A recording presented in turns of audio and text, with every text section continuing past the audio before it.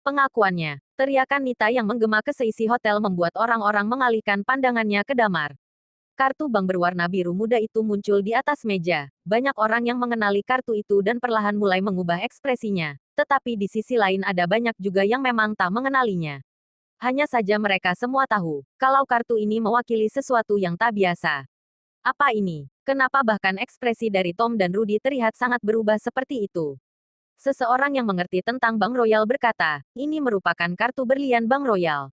Pasti tahu dengan Bank Royal, kan? Dia adalah bank yang khusus melayani orang yang kaya raya. Bahkan jumlah setoran awalnya saja harus mencapai 2 miliar dan itu adalah untuk jenis kartu tingkat terendah. Selanjutnya seperti kartu silver, kartu emas, kartu platinum. Jika ingin mempunyai kartu platinum tersebut, harus menyetor sampai 200 miliar lebih baru bisa menggunakan kartunya. Tapi kartu berlian ini lebih menakutkan lagi dan jarang dikeluarkan. Konon katanya hanya ada satu kartu berlian aja di seluruh kota LH ini. Bahkan hingga orang dari keluarga-keluarga kaya raya itu pun tak memilikinya. Singkatnya, orang yang kaya raya belum tentu bisa memiliki kartu berlian ini. Tetapi barang siapa memiliki kartu berlian ini, dia pasti orang yang kaya raya.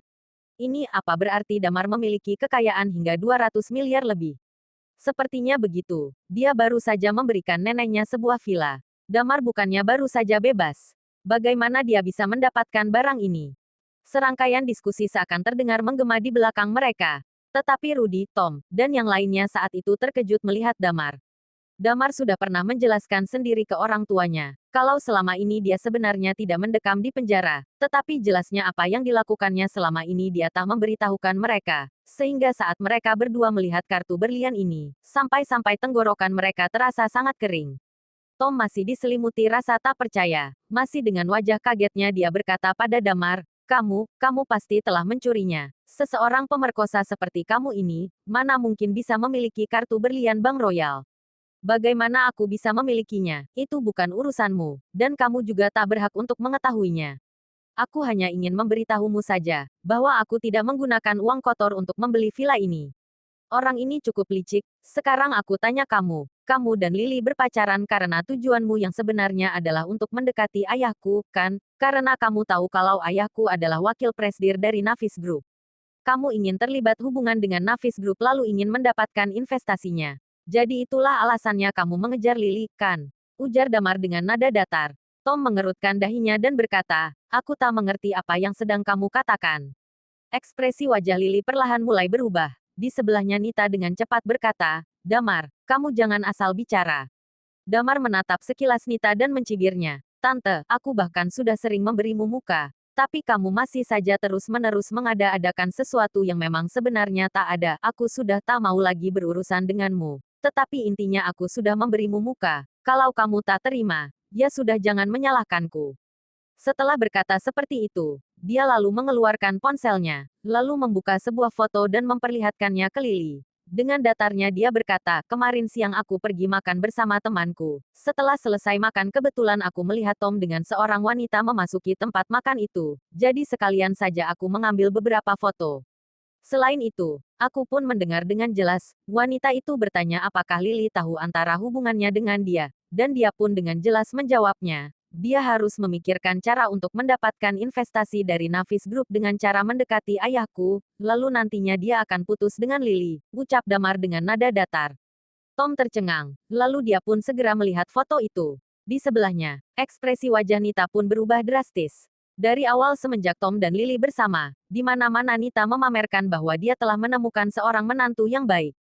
Sekarang, tujuan Tom seolah diruntuhkan di depan umum. Seketika dia merasa tak tahu lagi harus di mana menaruh mukanya. Lalu dia melotot ke arah Damar dengan amarahnya berkata, Damar, kamu itu jangan asal bicara ya. Ini adalah urusan keluarga kami. Kamu tak perlu ikut campur. Damar dengan datarnya menatap Nita sekilas, lalu beralih menatap Tom. Dia menarik ujung bibirnya dan berkata, aku sudah bilang, hari ini akan membuatmu mengerti setengah mati. Tante dan yang lainnya memandangku buruk tetapi tetap saja mereka adalah keluargaku, dan memiliki hubungan darah dengan ibuku.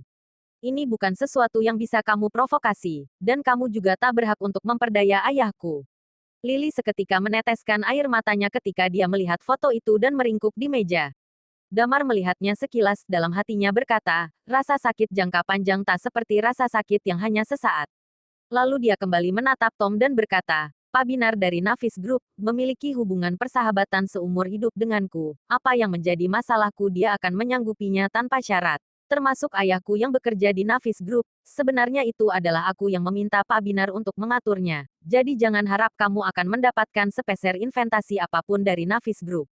Ini justru sebaliknya. Dia menatap Tom dengan dingin dan berkata, perusahaan game milikmu itu, dalam 3 hari ini akan bangkrut. Tom yang mendengar ucapan ini, ekspresi wajahnya berubah drastis dan dengan terkejut berkata, apa yang akan kamu lakukan?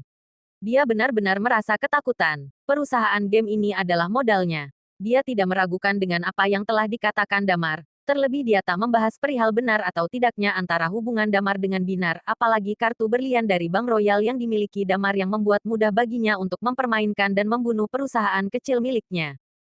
Dia dengan segera bangkit dari tempat duduknya lalu kemudian berlutut dan berkata, Damar, aku salah, aku tak seharusnya memanfaatkan keluarga kalian. Kumohon tolong bantu aku. Tatapan Damar sangatlah dingin. Pada saat itu, Lily yang sedari tadi meringkuk di meja tiba-tiba mengambil tasnya lalu membantingnya ke arah Tom dan berkata, pergi kamu, pergi. Tom menatap Damar, wajahnya tampak memelas dan memohon. Damar, aku tahu aku salah. Perusahaan game ini adalah modalku dan aku benar-benar tak bisa kehilangannya. Dia menyuruhmu pergi, apa kamu tak mengerti ucapannya? Tanya Damar dengan dingin. Di sebelahnya, sebenarnya Kenny dan Keisa ingin berkata sesuatu. Tetapi di saat seperti itu, mereka seolah terpaku tak mampu berkata apapun, mereka semua tercengang melihat Damar.